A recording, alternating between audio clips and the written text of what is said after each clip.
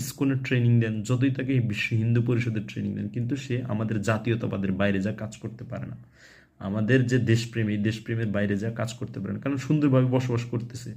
হঠাৎ করে হিমশিকালে দু একটা ঘটনা ঘটে, অবিচ্ছিন্নভাবেও যদি ঘটে, সেগুলো অনেকটা মার্কেবল হয় না।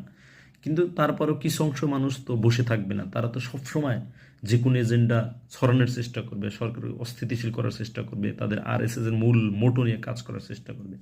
দেখেন, রিক্সাওয়ালার নামে ছাত্রলীগের পদধারী নেতারা, আবার জেডাই খান পান্নার মতো আইনজীবী বলে শেখ হাসিনা আপনার রাজনৈতিক পরিস্থিতির শিকার। আবার দেখেন, এই যে ছাত্ররা আন্দোলন করে, এক কলেজ থেকে আর এক কলেজের আন্দোলন করে, তিতুমির কলেজকে বিশ্ববিদ্যালয় করার চেষ্টা করে, এই সাইডে মিরপুর কলেজে যুদ্ধ বাঁধে, এই সাইডে আপনার রিক্সা চালকরা যুদ্ধ করে, গাজীপুরে ব্লক হয়, চিটাগাং দখল করার চেষ্টা করে। এই সমস্ত ঘটনাগুলো কেন করতেছে? এটা সব কিছু নিয়ন্ত্রিত করতেছে আরএস দ্বারা, নিয়ন্ত্রিত আরএসএস।